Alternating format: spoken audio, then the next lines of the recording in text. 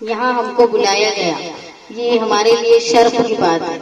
जब कुछ देर पहले मैंने खान साहब को अजीम खान साहब को फोन किया और उनको बोला कि ये मौलाना कंपाउंड में प्रोग्राम है, तो उन्होंने कहा कि आप यही करेंगे कि भाई हम, मैंने कहा कि आप आओ। उसकी वजह ये थी कि आप लोगों ने सिर्फ अभी के वक्त में ही किसी जालिम को सजा दिलाने में मदद की, ऐसा नहीं है। मेरे वालिद साथी निहाल अहमद साहब जब भी इस इलाके की तरफ कोई काम शुरू करते थे तो पहले बोलते थे मौलाना कंपाउंड वालों से पूछ लो।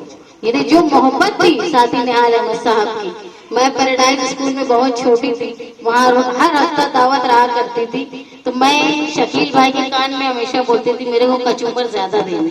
ये बचपन से मैं देखते आई थी। दूसरी बहादुरी की बात तो लोगों ने सब बताई। जब कोविड के हालात चल रहे थे, जब लोग एक दूसरे के घर में दाखिल नहीं होते थे, मैयत को छूते नहीं थे, उस वक्त भी मौलाना कंपाउंड के लोगों ने न सिर्फ काढ़े की बात किया, जब हिंदुस्तान में मंसूरों का काढ़ा बाद में मशहूर हुआ, लेकिन मालेगांव में ये लोग पहले से काढ़ा बना के मरीजों को दे रहे थे। यहाँ तक के जीवन हॉस्पिटल में भी खाने पहुँचाने का काम यहाँ के लड़के कर रहे थे, जो काबिल मुबारकबाद है। वो बात इनसे छूट गई थी, इसलिए मुझे याद आई तो मैंने ये कहा। तो इस्तकबाल जो होता है वो खुशी के लिए होता है, हमको भी बहुत खुशी होती है, लेकिन जब कोई काम अच्छा करते हैं और लोग हौसला अफजाई करते हैं तो ये फूलों का इस्तकबाल ये सिर्फ एक रिवाज है, लेकिन हमको खुशी होती है और हौसला मिलता है कि आगे भी अच्छा काम करेंगे।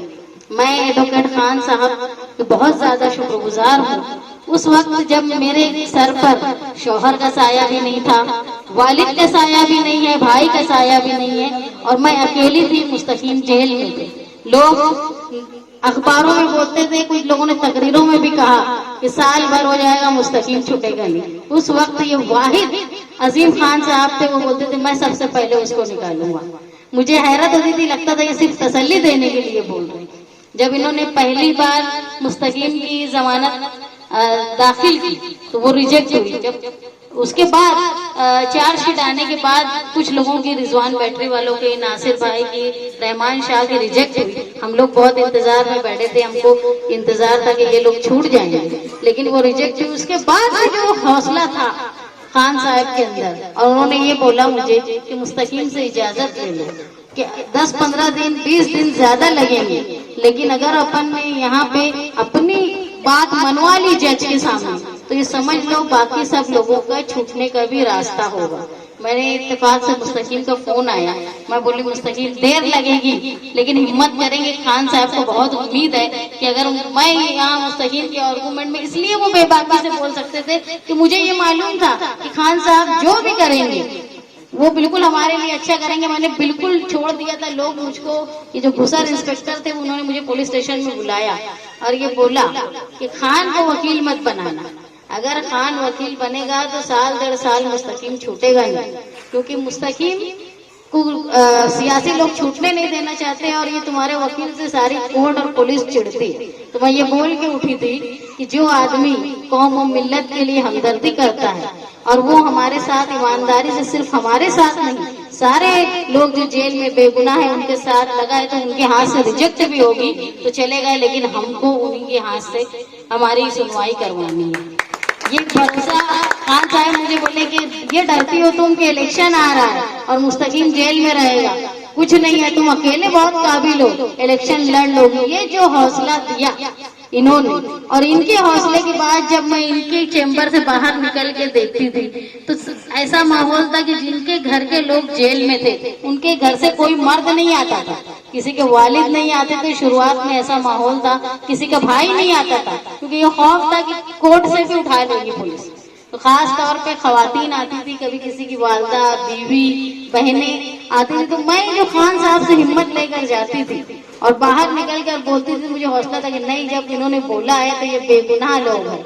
और मुस्तकीम से जब मेरी बात हुई, मुस्तकीम बोले अपना घर में डब्बे नहीं बज रहे शान, दूसरों के घर में है, पहले वो छूट जाए। अब मैं तो साल भर में रहा तो तू घर चला लेगी बहुत शान से, लेकिन दूसरे लोगों का छूटना बहुत जरूरी है। लेकिन खान साहब ये बोलते थे कि मुस्तकीम जो है मुजरिम नंबर 2 बताया गया था सबसे ज्यादा। 1 नंबर के जो थे वो गिरफ्तार नहीं हुए थे, 2 नंबर के मुस्तकीम थे। तो इनका ये कहना था अगर वो छूट जाएगा तो बाकी सारे लोगों को आसानी हो जाएगी छूटने में। और अल्हम्दुलिल्लाह जो भरोसा खान साहब ने किया, उन्होंने मुझको इस बात में भी रेडी कर लिया था कि पुलिस के खिलाफ हम एफिडेविट देंगे। मुझे कोई लोगों ने आकर बोला कि पुलिस के खिलाफ एफिडेविट कौन देगा, बोली मैं दूंगी।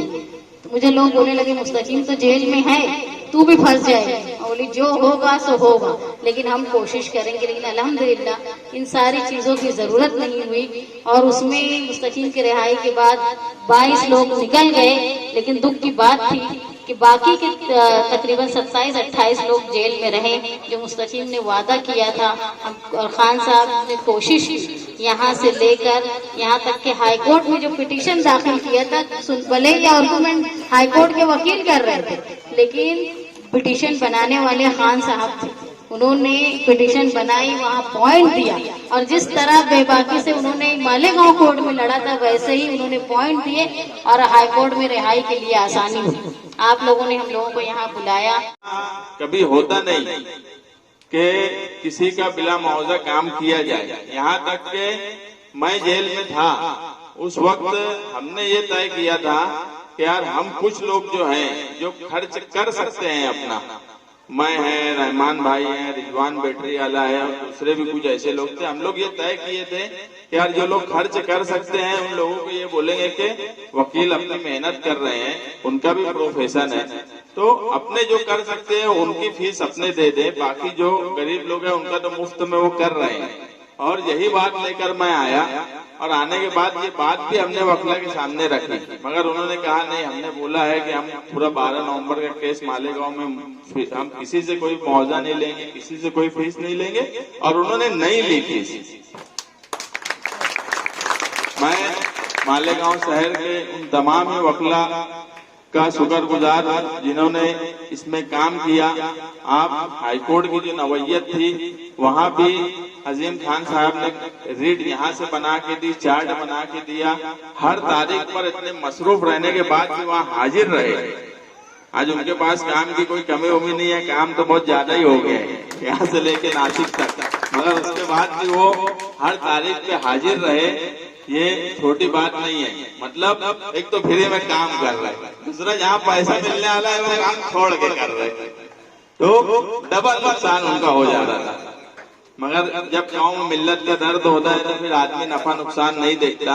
और यही अजीम खान साहब की उनकी टीम ने 12 नवंबर के मामले में शहर में कामकाज किया। हाई कोर्ट में भी उनकी मुसलसल नजर थी, मुसलसल मेहनत किए, हर तारीख पे हाजिर रहे। मैं मालेगांव शहरियान का भी बहुत शुक्रगुजार हूँ जिन्होंने हर दुआ में 12 नवंबर के महरसून को याद रखा। आप यकीन मानो कि ये जो 12 नवंबर के लोग हैं इनको ये शहर 11 महीने में भूला नहीं तो अच्छे अच्छे नवाब मलिक, संजय राउत, इनको लोग भूल गए। मगर क्या बात थी कि 12 नवंबर के लोग जिनको मालेगांव शहर भूला ही नहीं, कोई ऐसा दिन नहीं जाता था कि शहर में उनके बारे में कोई मुझसे नहीं पूछता था यार क्या चल रहा है, क्या हो रहा है। सब बातें अखबारात के जरिए, यूट्यूब के चैनल के जरिए सब सामने आती थी। उसके बाद भी लोग आकर पूछते थे यार क्या चल रहा है, नहीं तो बड़े बड़े लोगों को लोग भूल जाते। मैं इसको सिर्फ यही मानता हूँ कि जिस सवाल पर एहतजाज किया गया था कि आप सल्लल्लाहु अलैहि वसल्लम की शान में गुस्ताखी पर यानी जो एहतजाज था, ये उसी का असर था कि मालेगांव शहर के लोगों ने किसी भी 12 नवंबर के महरसून को नहीं भूला।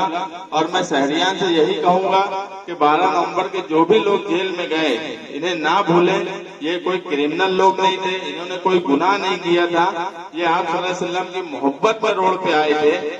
हम जो है कोई सियासी कामकाज के लिए रोड पे नहीं आए थे, ना ही किसी और मामले में आए थे। हम जिस सवाल पे आए थे वो सवाल का ही असर था कि आज भी शहर ने हमको भूला नहीं और हमको सरों पर बैठाया। जो लोग अंदर है उनके ताल्लुक से भी हर वक्त मालेगांव शहर में एक सवाल रहा जिस दिन जुमा के दिन जामिन हुई, हम बम्बई में थे, हमारे फोन बंद नहीं हुए। मालेगांव शहर में ऐसा लग रहा था कि कोई त्योहार है, ऐसी खुशियां थी शहर में जिनको हम नहीं भी जानते। लोगों ने अपने अपने महल्ले में मिठाई बांटी। बस यही हमारे लिए बहुत बड़ी बात है। जेल तो ऐसा है कि सियासत में है, समाजी कामकाज में है, जुल्म और नाइंसाफी होंगी, तो निहाल साहब की तरह हमेशा उनके रास्ते पे चले हैं, लड़ेंगे। जेल आना जाना लगा रह सकता, कोई हम क्रिमिनल तो है नहीं, मगर कोई ये सोचेगा कि हम दब जाएंगे, तो हम कभी दब के इस शहर में काम किए नहीं, ना आगे कभी दब के इस शहर में काम करेंगे।